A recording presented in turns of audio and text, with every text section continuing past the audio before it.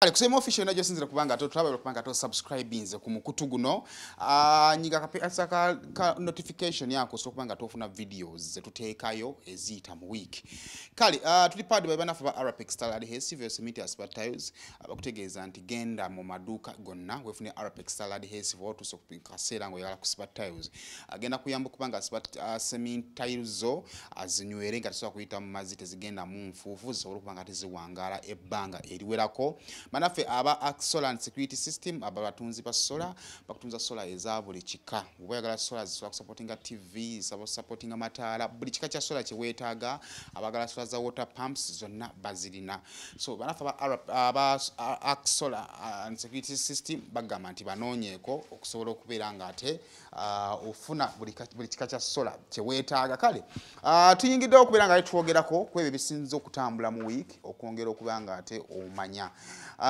Line Aisha ono tugenda kubanga tunyumyamu ku mboozi ezibaddewo mu week okwongera okubeera nga tuzidigesting okuzituusa ku nkomerero yazo zisobola okubanga ate azituuka Aisha nsonyiso kulaba kale saibo ogamba otya yendi bigenda bitya alhamdulillah Mungu akuuma agamba atya talina buzibu Oseka chisekere sasa munange gwaza ninga talina buzibu je bali balabirira nnyo tobalaba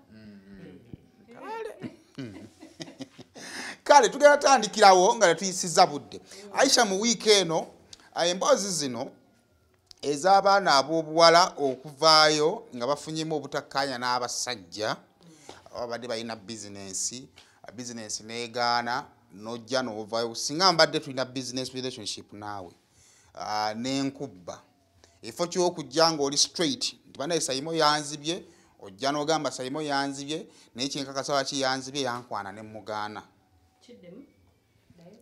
abantu bagamba abakyala business y'okugattanga ebiboozi ku basajja ne mugattako nti yankwanye kubanga okukwana si kipya Edi yawe yakola oluyimba n'omwana ow'obuwala abantu kibakkiriza wabula bagamba nti approach y'omwala ono Sumaiya eyavudde n'ateekamu ebyasimanya yalinganga nkwana emboozi wagiwuliddeko yalinganga nkwana bagamba lwaki temusobola kuleeta nsonga zammwe busimbalaala nga togiwerekerezaako yankwana yansaba ne mugaana kakati ngenda kwogerera ensonga eyo mu biti bibiri because there are two possible ways kunze kansooke njogere nga omuntu munnamawulire waliyo abantu eyo nga bo baliwo kwonoona amannya gaffe olw'okuba ekintu ekimu kyakola ki kyagaana okugguka onfuna kati there is a possibility okubanga bakyogedde omuntu oyo nga yakyogedde kwonoona linnya lyani ya Edi yawe lya Edi kuba buli omu akimanyi tunagamba nti yantega ekibatu naye ate on the other side nina movie gye nakolako ate these are the things that happen nze ndi mu media nyinza okubanga sayita mumbe okutuuka wano wendi sayita mu mbeera mbi yakwanibwa kusooka kwanibwa ndyoke nfuna omulimu ndyoke nkole ku TV onfuna but there are so many girls okimanyi Sayimo okimanyi tetugenda kwekwekereza kirungi ogambye wano nti twogera ebintu bulambalamba there are so many girls abagenda ku media houses abagala okuyimba abagala okubeerako awantu mu limelight naye ng'embeera gye bayitamu okutuuka waggulu eri nga nkalubo nga asooka bayitamu awo ne bamulimbalimba and I believe there are so many musicians abafunyeeko ku mannya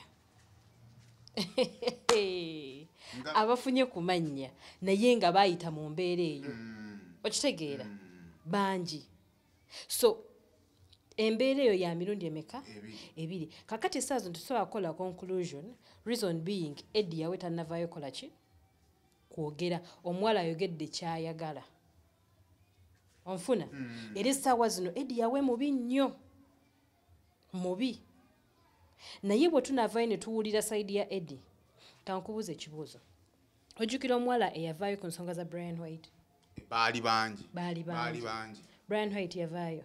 Teyayogera. Did you make a conclusion? Neche saa zino tulina mu bwongo yakozesanga balabi babeeranga nabo. Onfuna. Okimanyi nti osobola okubeera naawe Simon nekikutuukako noyagala okuyamba omuntu mu mbeera ey'okuyamba oba nkyogere ntya olina kuteekako nti omukwanye olwokuba an opposite sex okitegeere kati eyo embeera nze sigenda ku judginga muntu yenna lwansonga sinawulira sayidi ya Eddie. Kisoboka okuba nga yes bakola oluyimba ne batakwatagana. Okimanyi waliwo story era yayogerwako waliwo story era yaliko Eddie. Kale ryo teyaliya. By the way, Eddie ani kati waliwo omuntu bagamba awava omukka tewabula muliro. Olajja kukuba ekifaananyi nti Eddie tannayogera. Naye Eddie yaweeyo omu yakola oluyimba ne Carol Nantongo, they had to follow up somewhere, somehow. Era gundi esinga obukulu nti nakasikaati k'omwali yagwa nga bali mu kuyimba kalimba katukigale ku kyalenga teyali Carol Nantongo. Era Eddie yawe yakaddamu okuyimba ne Carol Nantongo just of recent. Tubadde twakamaliriza kati eyo mboozi y'ababiri naye olajja tunagamba nti wakibazzemu okuyimba tujja kugamba lwaki balekerawo okukola ki okuyimba kuba nayo nsonga eri awo ekyo kiba kikyali awo ovule luli mu kayimba ka Neteze ne Martha Mukisa era bakola oli yalimu kyalaavu nnyo kyalimu something kyali connected twali kukyasembayo kubanga maybe Martha Mukisa asusse level evayo negamba nti no bansabye kuba ekyokufirwa akikola ki akirina naye teyatuwa nsonga era ne video ne interviews yakolanga naye yalinga mu kwewuunya twakkiriziganya buli omu tukola oluyimba buli omu agabane revenue naye olwange lwakubiddwa bwe kyakoma teyatubuulira nsonga gye byakola ki gye byava neera they had to fall out somewhere now era si ku nsonga y'oluyimba aliwo omuwala omulala avuddeyo yampa oluyimba kuba ekyakola akuwa luyimba era nobeera nga gwabikwasaganya now alwadde omuntu omulala ono ye n'ayogera ensonga kale ekyo kigenda kuleetera abantu kukola conclusion gamba naye lwaki mu bantu bonna ye Eddie yali asigala nga aleka olukongola ate n'abaana ab'obuwala. It is not only Eddie. We have Annie Daddy Andre bamukubako ebistori bye bimu okitegeera kati nkubulidde bwe nzira ku side ey'omuntu nti ndi mu media abantu bakola ebiboozi Simon omuntu akolako ekiboozi neyefuula akumanya ennyo but only because oyina kiwagana okumuwa ayinako empalana ebitategerekeka onfuna. However, on the other side we are not going to neglect the fact that some people abakikwata edda bali mu media bali mu industry bakozesa advantage okukozesa abantu banene ab'obuwala kusalira muntu yenna nso njagala kubuuza kibuuzo sex lwalina okukwataganyizibwa n'ebiguddewo n'omuntu kubanga for example when you fall out with someone nga gwe kyojjukire kyasembayo gwe wakati n'omuntu oyo yali alina kyakusaba n'okizuula nti kati kyobadde omusubira okuva gyali takikuwadde abantu bakyuzinga omuwala ono olw'okubigatta myandisigadde ku kimu yagaba oluyimba lwange kingizako okugamba mulimu ebintu ebimu nga byali between kuraki luli eri bwe yamukwana teyayogera kubanga yali alowooza nti tekyali tekinnavaamu bubi the fact that yali takyagala in the first place yandiyogedde nti munda Eddie okukumpa oluyimba yasoseku okitegeera abantu abamu boogera ebintu omubuuza lwaki luli nga yakajja tewayogera oyogera kati kino Aisha kyemugezaako kuzimba abaana abo bwati bagenda kulinnyirirwa sigaana nze ndi muwala sirina muwala nze ndi mukazi mukulu ndi mukazi era kibi nnyo I am one person nze sisobola genda nti ngenda kukola mulimu olw'okuba omuntu soka kumuwaako Aisha kyetwogera kubanga gwe Katonda alina waakutadde omulimu gw'onoonya si gwe gugenda okuliisa ne luli nze saakolanga mirimu nanoonyako ku mirimu because ntandika okukolanga ndi muto naye nga bw'oleetamu emboozi ezo nedda mukwano okitegeera era nkivumirira ddala you understand naye abaana abawala balina kubeera begendereza nnyo. These are the things we've been talking about over the years. Emyaka egiyise nga twogera ku nsonga ezo nti bannange industry gye mujjamu si nnyangu. Okitegeera? Industry gye mujjamu si nnyangu. Cindy yagenda n'agoba abaana bwe yagoba akaana akawala ku stage. Me, I was on her side. Wadde abamu bagamba akotogera talent y'omwana. She was right. Very right, kankubuulire. You just don't know. Omwala oyo obwongo bwe bugenda kukula butya. She is still young. Kale tukitwala emyaka 10. Naye obwongo tugenda kukuza muwala kika ki atandikidde mu mabaala okubeera mu mabaala at that age. Okitegeera? Kale kisinzira agenze mabaala naye ayimbye ennyimba ki. Me, I go out. Waliwo band ngenda nnyo mu band waliwo omwana omuwala atambula ne taata we era taata we yatera okumukubira ennanga naye bw'aba ayimba mu mabaala ayimba gospel music. Gospel music. Muwala muto okitegeere nti atambudde ne muzadde we one n'ekika ky'ennyimba z'akoze eki ate immediately after singing ngakola ki naye kati otunuulira someone grooming omwana omuto in some kind of music nga omwana agenda kujanja ennyo obubina akola atya okitegeera kati society naffe abaana b'obuwala tulina okweddako ennyo nti gye tujja eno si byangu Simon. Kati nze sigenda kusalira Eddie musango, reason being simanyi story ye. Kyekisooka. Ekyokubiri ngenda kuddako ku side ey'okubanga he's a public figure. Okiwulira? Kino kibadde political sijja kyogera. Saagala. Naye go in the political. Omuntu ajja kugamba Aisha nga letunnawolereza ba Eddie yawe ku basajja abasabiriza abaana obubuwala nga baagala okubayamba n'abawala abavayo okwasanguza ababasabiriza nga baagala okubayamba ku bibiri twandisoose kuhandolinga ki kakati mulimu ekintu kyotagenda kwewala ekitonde ekisajja okukwana ekitogenda kyewala because there's so many men abakwana ne toddlers. Tobawulira ng'oli yakutta omwana emyaka 5. Osanga omusajja omukulu ng'alinze akaana k'essomero kali mu uniform. Naye bwe bibaddewo okuva emabega bajjajjaffe babiyitamu. Kati mulimu ebintu ebimu nga kizibu okubyewala. The only way era tugenda gamba singa omuntu oyo akwatibwa abamuwe ekibonerezo imprisonment oba ey'emyaka emeka. Yes. Okay? But you know our courts bajja mukwata away sent and all that. Onfuna. Campaign ina kolebwa ku baana ba buwala. Ina kolebwa ku mwana muwala. Omwana omuwala omubuulire kati actually fa abaliyo fa balina okubabuulira ekiri eno. Ate era nga nakyo tukyogedde ffe twakula nga batugamba bannange okufuna embuto nga mukyali muto bannange muve ku bavubuka bannange naye era twabikolanga. Okitegeera? So bye tukola si bipya Simon. Okubuulirira okusensitizinga si kupya. Naye ate tulina okukola ki? Okukikola. Because era bwe tutaabuulirire bwe tutaababuulire kikiriyo tugenda ku having the other generation that is coming up egenda kuba so terrible. Okitegeera? Tulina kukola gwaffe naye mulimu ebintu ebimu nga obirekera Katonda. Okitegeera? Kiringa bw'onoolwala n'omira eddagala. You're not God. Katonda yawonya. Yawonya. Era nga yasazeewo nti omira eddagala naye nga tojja kuwona tojja kukola ki? Tojja kuwona. So gokola ogugwomira eddagala Katonda omulekera akole ki? Paati ye. Kati as well fe abaliyo eno tulina kukola gwaffe nti mukwano bw'ojja mu industry eno expect ABCD. Wabula oyinza gihandolinga otya. Okitegeera? By the way, mulimu omusajja gw'osobola okuhandulira omusajja batukwana Simon. Batukwana. Naffe. Ate naffe batulimba ffe mumulaba abaliyo. Naffe batulimba. Naye omuntu ono Simon bw'abazze n'akugamba Aisha nkwagala. Nkuhandolinze ntya.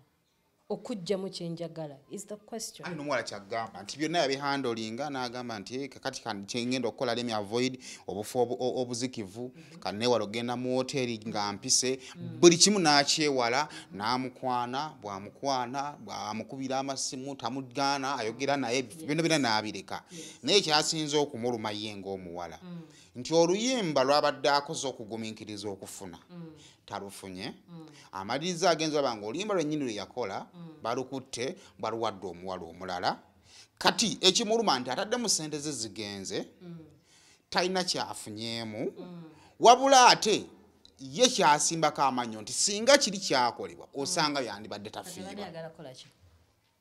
kale kati yavuddeyo yeekubira enduulu akole ki ensi emanye bwenaamanya emanye obubi bw'omusajja oyo asabiriza abaana ekyawe Eddie tomanya negwe byogerako tobitegeera you are talking about someone who does good music. I'm not justifying the fact that Eddie yakwana omukazi wa nayagala okwo simanyi bwabanga yakikola kibi okitegeera naye mulimu ebintu ebimu n'okukkiriza n'ogamba nakola loosi bw'obanga olina obukakafu nti oluyimba lulwo go to police okitegeera if Uma eina ekyo kibiina kyabwe eina akawaayiro akatwala ekyo nti omuntu wakubyeko olimba tumukola ABCD go through that okitegeera if you want justice kyogeza kama tugenda amawulire kabadde ka pesa lyadefu omanyi mulimu ekintu kyokola nga tolina kyogenda funamu kati nno waliwo abamu nga bamukozesa okay ate n'olimba n'atalufuna kati oyo omulowoozaako ki sente tukola nkolesa emu naye anti Aisha kakati mulimu kufuula mwe mutera okugamba tube generation nga abakazi twenkanankananga naye ndabanga abatandise okuguluminga abasajja bafuula ab'enjawulo oli asobola okukola kyonna kyayagala n'agenda nakyo njagala munfune bulungi kuba oyinza okwesanga public naye genda kuba enfuna bwekyo nze siri nkugambye Eddie bw'aba kyeyakola kikyamu era if there is a possibility of okangavulwa in any way akangavulwe onfuna naye essaawa zino nvuddeyo Eddie yankwana public ekole ki busungu nfa oluyimba lwange baalututte ekole ki ennyimba nnyingi ze batutte ate nga n'abasajja be batwala ennyimba okitegeera nyingi actually oyo omukyala alina okubeera so thankful nti tebamukozesa namukozesa n'esente ze zaagenze sente tukola business n'okola loss nokkiriza okitegeera bangi nnyo abali eyo nga teboogera nakwogera naye nga ate bo baayitana mu bingi okusinga ono kyayiseemu ono asobola n'okwetendera ali wa Canada ali Netherlands asobola okera ku makyala agenda n'akolayo ka $100 sente za Netherlands baki whatever kale no bazimpaako luliro euro yali euro yampa euro so ayina chance okugamba nti bw'aba yateekamu obukadde 10 asobolera okukola ki okubukola in a click of time.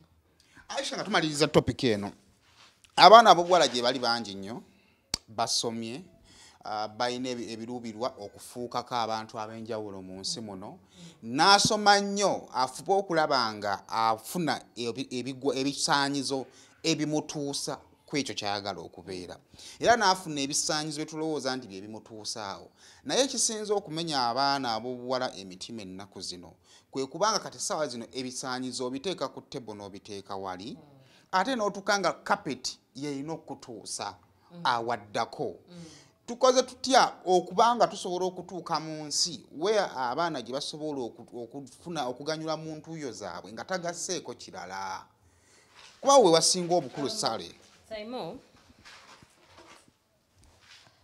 nali siri mukkiriza nnyo naye kino ekintu kye nayiga nti bw'otandika ofuuka omukkiriza you live a peaceful life bw'otandika okukkiriza nti Katonda gy'ali you live a peaceful life. Abaana obuzibu bwe tuyina twagala nnyo ebyamangu twagala nnyo ssente ez'amangu tekiri ku bawala bokka nammwe twagala nnyo ssente ez'amangu naye we must know our worth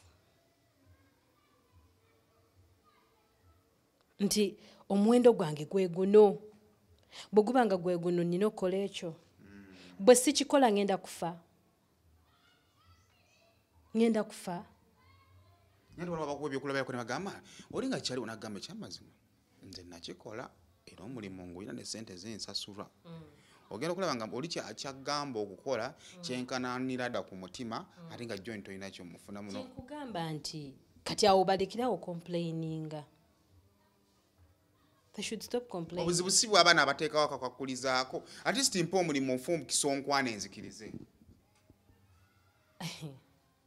abantu banjawulo buli mwalina emitima egy'enjawulo ekihappening essaawa zino kyaliwo kuva dda nkigambye Simon enjawulo eriwo essaawa zino tebiseera ebyo media yali ntono essaawa zino media weeri awareness kyangwa mangu okutambula luli eri nga amawulire galwawo okola ki okutambula but whatever is happening now kya happeninganga onfuna kati omulimu ogulina okukolebwa omwana ono ow'obuwala okutegeera omuwendo gwe na kiki kyayagala in life kati okwagala ssente ez'amangu kyekikutuusa ku carpet okay ate oba okubazaala kuba oba toli shuwa omulimu banaagumpa oba tebagumpe kuba ate waliwo abagenda ku carpet ne batakola ki ne batagufuna okitegeera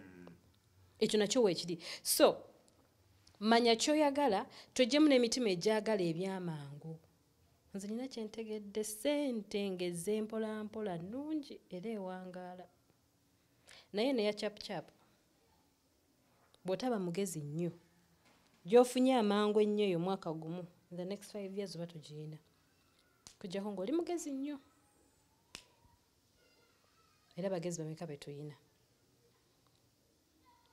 okitegeera kati abaana ab'obuwala tutegeere omuwendo gwaffe kiki twagala ate tubeereko abakkiriza tukirize no akaseera kaffe kasobola okutuuka yes tayimu yo eba etuuse ate munnange ebintu katonda abikola nga tomanyi n'olabiraawo ng'ofunye omusajja omutuufu n'olabiraawo ng'ofunye amaka n'olabiraawo ng'ofunye ekintu okitegeera naye olw'okuba twagala ebyamangu mangu tulina pressure ate simanya biki kati twagenda ne tujjirwa abaana tukula nga tukyali olina okulabirira batoobo naye ng'ate mulimu emirimu gy'osobola okukola okimanyi nga wakutte ku makya n'ogamba ngenda kwoza ngoye saagala kwoza ngoye nkwa example zisaaza ngoye era nemba siina mwana wano muwala house help waka nfuna abanjoleza engoye nkubuulira saagalira ddala naye nkuwa example osobola okukwateko n'ogamba nti kangende njoza engoye noonya emitwalo ameka 5 bwe ngaweza ngula akuuma k'emberenge akuuma k'emberenge ako ka mitwalo 28 ona discount kale mitwalo 3 kuma k'emberenge watadde mu center kasobola okuwa emitwalo 2 buli lunaku okimanyi waliyo abakola professional jobs nga tafuna mitwalo 2 adde okitegeera okutta mpola but the way you're going to handle the money zofunye sente zofunye editamininga naye obuzi bwe tuyina olw'okuba olabye Aisha avuga Land Cruiser oyagala okumotookako amangu onfuna kyova olaba tutuuka ku ekyo naye bwe tuteetegeere muwendo gwaffe ngaffe abakazi ngaffe abawala kati ngamba abawala bwe bataategeere ki kye bali na ki kye baagala actually essaawa zino we should plan for the 5 years, the next 10 years, but not the next 1 month or 1 year. Okitegeera? Plan for the next 10 years. What gy'oyagala okubeera. Bw'onomanya gy'oyagala okubeera, ogenda kutegeera kati n'atuukayo ntya. abawala tubabuuliridde bayina mu bulamu obw'ensi gye tuwangalira omwana ow'obuwala yagenda ewa ssenga omwana omuwala yabuulira engeri omusajja gyakwatibwamu abasajja tebalina kibagambibwako kati ate bano abagambibwa okubanga bo basabiriza abaana bo tubagambe ki agambibwa okusabiriza omwana okumugamba obugambi ti Lawrence lekera okusabiriza omwana I won't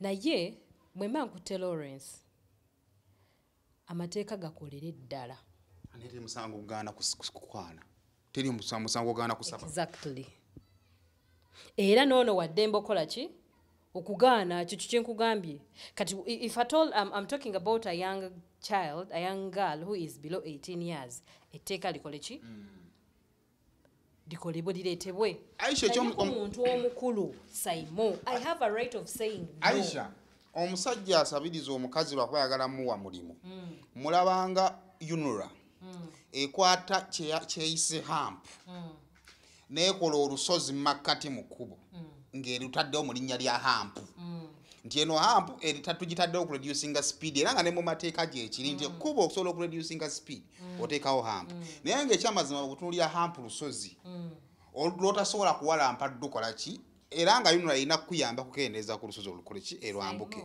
kyebakola mu mateeka kirabikanga ekituufu kubanga like okukwana mu mateeka sekitewole gukola ki naye ate ogwo muziziko ogulemesa abaana okukola emirimu okutuukiriza ebirooto byabwe ate nga balina abaana balina families balina ebirooto Simon ffenna tukozibwa abantu banjawulo okiwulira ffenna tuyina embeera zanjawulo mulimu ekintu ekimu nze bannange nga ndaba kiri nakyo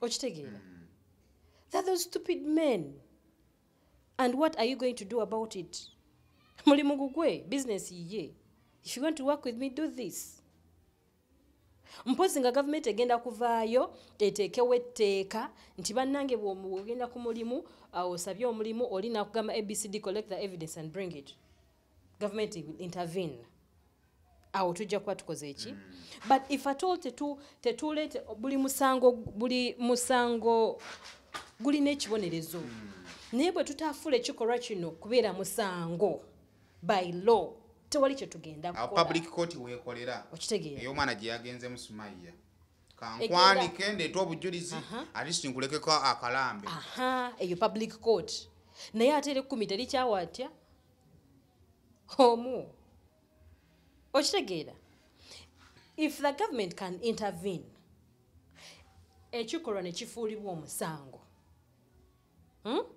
omusango gwonna gulina ekibonerezo awo tujja kuba tukoze newe gutaafuulibwe musango by law tugenda kwogera yes bikomaawo nze nkwadde example ya Brian White what happened where is he alina eddembe linabawala gye bali naye nga ate babakozesa buli kimu nga bwe kigambibwa okitegeera bakuletera evidence and all that but where is he twawula ddi omukazi akozeseddwa ng'ayagala kubanga okukozesebwa kiba kukozesebwa twawula ddi omukazi akozeseddwa ng'ayagala n'akozeseddwa nga tayagala wakati nga bafunye okusowagana n'omusajja twawula ddi omukazi kuba ekyokukozesebwa kuba kukozesebwa naye twawula ddi akozeseddwa mu bulungi ne mu bubi wakati nga musajja n'omwami baawukanye tosobola kumanya naawe mpozi ng'okirabyeko tosobola nkubuulira because nakozesebwa ddemu onsobola okuvaayo nga byali byaffe babiri twateeseza bulungi nnyo tukola ebintu byaffe Simon okitegeera naye bwe tufuna obutakkaanya ngenda kujja nga mbe Simon yangaka how are you going to differentiate Aisha owaaluli n'owakati ayogera amazima kakitegeeza emboozi yayankwanyi wakati mu kusowagana kw'omwami n'omukyala terina kuleetebwa nze singa bakwana leero Simon onkwana leero leka nveeyo nga meti Simon banaye yankwanye nadde musaba olimba nakola ki naye wasirika luli n'obikkirira ekibi kati ensobi kimaze kutuukako n'olyoka okola ki naye ate tomanya singa yayogera luli ne edita yandikoze eki teyandikikoze muwala mulala ne kati akyogedde okitegeera naye kati oyogedde kyatuukawo tetuyina bukakafu nti wayogera ye ne bwoba obuyina nkole kinze Aisha akirabye omwegendereze kati gwasha wogenda kukola naye business omanyi nti omusajja ono naye asabiriza kati kankubulireko buli lukya twogera ku sirimu mubi sirimu atta sirimu biki nkiwadde nga example banange please use condoms please protect enkeera Lawrence ajja agenda live naye nga ne bwaba yalabye yafudde wali sirimu ajja kola ki ajja agenda live kati ne ojja kwogera nti Eddie mubi kale Daddy Andre bamwogera ku studio yagwa tekola akyakola tebamukuba Eddie tebannamukuba nga bakuba edda gundi Daddy Andre okitegeera nti twogera but these are the same people bagenda okola ki kubanga beetaaga obuyambi bangi ogendayo ate nga yawulidde nti bannange omuntu oyo akola ABCD okiwulira n'okiwulirako bwoti but this is the same person who will go there omusajja nga tumaliza topic eno omusajja nga ofunye interest eri omukyala akwetaagamu obuyambi kyekyandisoose ozze mu ofiisi yange nze neetaaga obuyambi bwo oli mu ndabika ey'ekika ky'omukazi gwenjagala weetaaga service okuva gyendi the fact that weetaaga service okuva gyendi tekinzigyako ddembe lyange lya buntu kubulira byenkwagadeko kyekyandisoose singa nali musajja nno munnange olaba kati let me assure my was a man nenfuna omuwala ze mu office ayagala luyimba nja musembeza mutreatinge bulungi nnyo mwene kyagala ndyoke nkoleki ndyoke nsaba ebyange ate bwensooka nemuliramu nga netukola vice versa ofuna kyenfuna naye kyenfuna mutual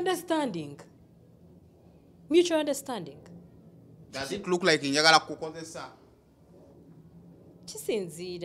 kisinziira mulimu oli agamba nti okuwa kino mpa kino mutegeeragana mwembi muli bantu bakulu kankuwe ompe kiri okitegeera naye olwo natatekawo condition naye nga kyasaba akikulembeza nnyo okusinga kiwanona kati awo okwemanya gwe muwendo ki gw'olina we kugira kikyoyagala kale ndowooza abaana ab'obuwala ekyo mukitegedde kigenzerawo era olwo tugenda kwogera nnyo ku baana ab'obuwala abaana ab'obusungu buyitiridde of late abakyala abalabiddwa nnyo ng'ab'emitima emibi ekyawukana ku dda abasajja balabibwanga nnyo ab'emitima emibi abakyala abalabibwanga bamaama ennaku zino bwabamaama bw'abakyala butandise okukendeera scenario ziwezeeko twalako omukyala yakuba omwana bamusibye n'emyezi giri 16 egiri 18 bamusibye twaleko ku mwana ono abadde vairo nnyo eyafudde Becky nga bigambibwa nti maama we yamuteeka ku baasi n'amusuula however ekyavudde bw'ofuna ku version ya maama ate bw'owuliriza ne maama owuliranga emmeeme eyo ate naye osympathizinga naye owulira pain gy'alimu kiki ekisinza okutabula abaana ab'obuwala okuva mu baana omuwala bwe yazaalanga omwana edda nga akulirawo nga atandika kubeerawo lw'abaana be ki ekituuse okutabula abaana ab'obuwala wadde nga nabo balina emboozi zaabwe ensi zeyinza oba atewulidde nekiki ekisinza obba ekyaya to an extent nti oli asobola okukuba omwana we oli asobola okwejjako omwana we tutandikire kwani bono yakuba bonna tandikire ku yakuba omwala oyo mwamukolako interview ndala mbu n'abagamba nti alina abaana 3 different ono gwe yakuba bakwata na mukwate My Secretariats ewagiddwa akakole aka My Secretariats mu bulamu oba ddiini ki oba oli mulokole oba oli musiraamu oba oli ki naye bw'ofuuka believer ofuna peace mu bulamu yes bakukwata but omwana ono ali innocent ate ye connection wakati w'okukwatibwako n'okubonaabonako the fact that wasalawo okumuleeta ku nsi okumulabirira genda omuwa bamwagala bakazi bangi bali eyo tebazaala banoonya abaana tebabayina banoonya abaana bebabeerako nabo tebabayina muweeyo instead of torturing that child actually oyo si maama njagala nnyo let me relate ku muwala wange. When I talk about kids, mpuliranga n'amazzi gampitamu ya. My daughter came back to school nanga mami nafisse mmere. Simon nawulidde bubi. Just food. Nawulidde nga njagala kaaba nenga bangende kusomera nkole ki. Nawulidde bubi nnyo era simanyi bwa mwana namuzayo kusomera eryo. Kufika mmere. She's a young girl. Ali mu top class. Kabakato. Okitegeera. Asibye okuva ku matcha. She goes to school at 7. Akomewo ssaawa 10. Okitegeera. Oyo mwana muto nnyo. Naye nawulidde nga sirina bulamu wadde. I'm telling you. Era singa nali mu nsi z'ebweru eyo, omanyi mu nsi z'e Bulaaya homeschooling akola. Nani mutadde homeschooling. So that mbeera n'omwana wange. Naye omukazi engeri gye yakuba omwana. Omwana namulaba taweza myaka 3. Alinga Alma abadde wano. Omwana oyo mugambe nti yenaaze. Ne bw'oba tomukubye. Abadde wano Alma. Ogambe Alma wenaaze. Oba otegeera. Tetuganye bakwata, tetuganye oyise mu bizibu, tetuganye okola ki. But use your mind. Niba oba omusajja gye wafumbirwa akoza atya oba akoza atya, oyo toddler. Toddler. Era nze sobola kumusupportinga ne bwe munagamba musimanya we had to have story, simanya yabonaabona, simanya akoza atya. Tubonyeebonye. Sayima abantu babonyeebonye. Naye gwe olina n'ennyumba w'osula. Waliwo abasula ku streets nga tebalina ebabeera. Gwe osobola ofuna ekyokulya ky'olya. Waliwo atakifuna. Okitegeera? Nze I am no, so nakunga. I can't even support that woman. Simanya yabonaabona. That is why she came up with. Yalina ebizibu. Abantu tuyina ebizibu ffenna. Sayima abantu bayina ebizibu. Bayina ebizibu. Nkubuulira.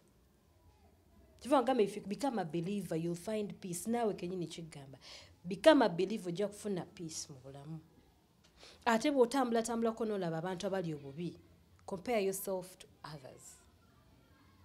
Ojja kutegeera w'oli. And we should be grateful for what we have that particular moment. Be grateful. Bakukwata olina abaana basatu but 3 different men naye olina w'osula. Oba bakuba njoba ki essaawa ezo olina w'oteeka oluba. Bw'oba osobola ofuna erindazi n'oliwa omwana oliyina. Waliyo abatalina n'amazzi ng'agenda ku mwala n'anaaba amazzi g'omwala.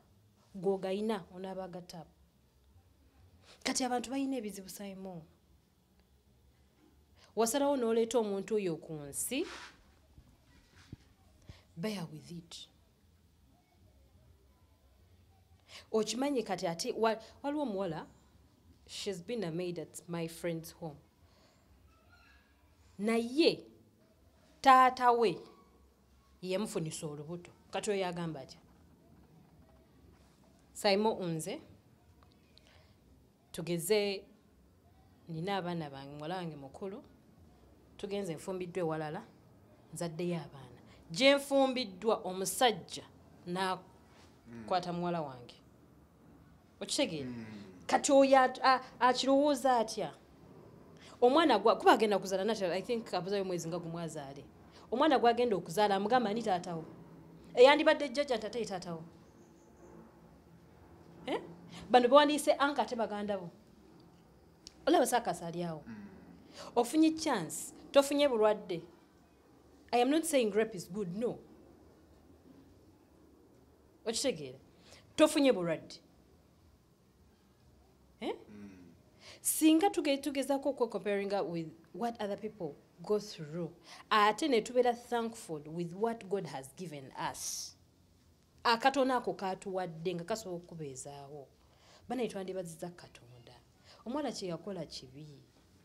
tewali nsi weerina kusympathizingira naye I wadde am not going to sympathize with her with those reasons mumpa olwokuba bamukwata olwokuba abonaabona. I am not. Neighbors bakugamba nti atuntuza omwana bulijjo. Sike ku kavidiyo kokka. Oyinza okwesanga ayina engeri gyemukubamu mu bye tutaalaba ebisingako awo. Mwana muto. Kavidiyo akalala era baakazizza omuwala oyo nga bamaze okuyita vidiyo ye. Ojjuka omukyala yakwata omwana n'amukuba ku luggi bw'ati. Omwana n'atuuka n'okkanuka amaaso. Yes. yali alwana ne maama we. Yali alwana? Mukitunamu. Yamugamba yingira naye ng'omwana mulalu nnyo ng'omulaba mwana mulalu. Simanyi story. Naye kati nze ntwala kye nalaba. Yamukuba n'akanoka amaaso. Tegaddako ngoto. Awo omuntu ajja okwebuuliza bamaama ab'edda abaabeerangawo kuba bino ebibuuzo babiyimba mu nnyimba ne babizanya mu firimu n'egyo ebiri. Maama asiiba mu gomesi ekiro n'agijjamu n'agibikka abaana. Maama alya akwata emmere gye eyandibadde eyiye n'agiwa abaana ye n'atalya. Bamaama mbo baalagawa. We bali. Era nedda wali abaatuntuzanga abaana. Tabawulira? Nagambe difference eriwo nti guno omulembe tulina media. Amawulire gatambula mangu. Ate ekirala tukkirize tugaane eyo generation yayitako. In this other generation. Buli mulembe ogujja n'ebyayo. Guno omulembe gwa bazadde keera genda kukola. Naye ate naffe gye tuli abaagala abaana baffe nga tugenda kwerekereza kyonna. Tukole ki? Twagala abaana baffe. Era waliyo n'abo ng'ajja kujjamu olugoye lwalubikka omwana we. Stories tuziraba. Nga tumaliriza ne Mama Becky. Ng'owulira story ya Mama Becky ate yo sympathizinga naye. Tosanga Becky Katonda amuwadde ensi emyaka 2 gy'ataani muwadde ng'ali ne maama. Yoli gw'ogambye oli era n'oli ky'omugambye nti mukwata omuwa abalala. Naye abantu babadde balina engeri gye bamusongamu engalo. Naye ate bw'owuliza emboozi naddamu agesi bifo gye yataddeyo. Oleetera okugamba nti ne maama leka maama yataasa ku bulamu oba kale yakwata Becky Becky kati yavuddewo rest in peace. Naye at least kyakulabirako eri abantu abalala bangi. Sayima bw'oba toli mu mbeera muntu gy'ayitamu. Ojja kuleeta ebisingasinga bingi. Kankuwa example. Akyogerako si yakireeta. Singa nze nali Mama Becky nalinze ku street ne Becky. Naye ate yamuwaayo in good faith omwana akole ki? Ajjanjabwe teyamusuula. Ng'abamwe babadde bamanyi. Era kye yakola si kibi. Luli eri nali ngamba okumusuula ku bus yandibadde n'omwana we. Naye katwafunye version yani ya Mama Becky. Ba communicating anga n'amuteeka ku bus mu bulungi. Okitegeera? Tufuna abaana mu mbeera ez'enjawulo. Parenting is simanyi.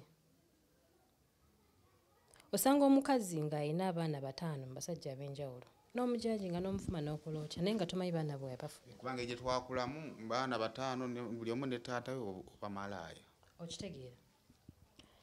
Njagala nnyo okuwa examples. Waliwo omuntu omu yalina boyfriend we ng'abeera bonna. Yavangamu embuto. Mu kuvaamu embuto bafuna obutakkanya ne boyfriend. Kati awo mu mbeera okufuna obutakkanya mu luyombo kikafuna omusajja amukwana, they go out together, they have fun, afuna olubuto. Okitegeera? Tajja ddujjamu era teyalujjamu because of the history gy'alina ki ey'abaana. Muli ekyamujjira tomanya Katonda gw'aleese atagenda kuvaamu and indeed teyakola ki? Teyavaamu. Okitegeera? So afunye olubuto eri, okay? Fine, Cyril no boyfriend, baawukanya ate abasajja bombi bakoze ki?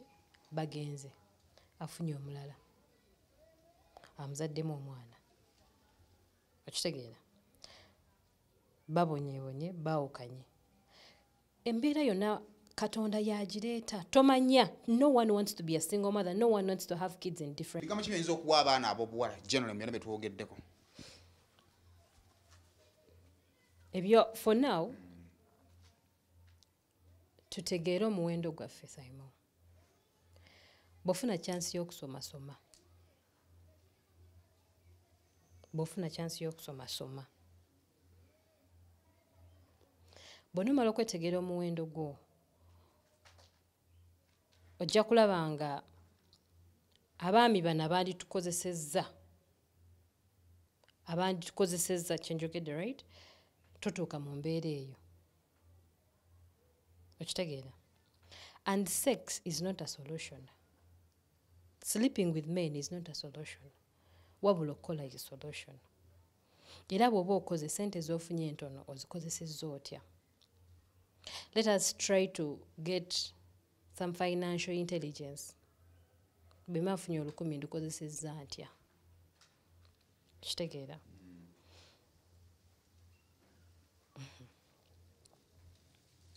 These men muli bazibu nnyo. Ate singa abaana bawala bakimanyi. Kakati ffe tubiyiseemu bingi naye ngenda kusembayo ngamba nti tubeere bakkiriza. Ate tekiri ku baana bawala bokka abato wabula naffe abakyala bakulu. Bwe tunaafuuka ba believers tugenda kufuna peace mu mbeera yonna. Oba oli katonda omusabira wonna ne oba mu toilet omusaba. Sobeera ku toilet wotnoga Mukama nsaba ompe pu ng'olina constipation era akuwulira. Wonna wooli beera mukkiriza era osabe. So bingi bikyajja. We are yet to hear about so many stories. Naye tugezeeko okuyigira mu stories abalala. tukuzaffe No kyengezako kugamba nti bw'oba owulidde story y'omwana omuwala kati ngoyo ya Eddie Away gezaako okuyigira mu story eyo. Okitegeera. Bwe kiba nga kyakutuukako mu bulamu tugezeeko okuyigira mu nsobi zaffe. Katonda bw'aba kyakuwadde obulamu ate obulungi gezaako okuyigira mu nsobi ze wakola ki ze wayitamu. Neyanziza. Kali olunaku olwaleero ndowoozezza nti no kiyinza okubeera ekintu ekirungi naddala eri omwana ow'obuwala. Bamaama be bannakazadde b'ensi, bamaama y'empagi ey'ensi. Ebiseera ebisinga wakati mu basajja batabeera walina kubeerawo bakyala. So ndowooza share olunaku olwaleero ebadde dedication ya compilation of events ezikwata ku mwana ow'obuwala, gwe ali mu kiyumba atudde eyo, gwe ali mu dduuka lyo gy'oli. Tukubaganya birowoozo okusobola okubaako engeri gye tuzimbamu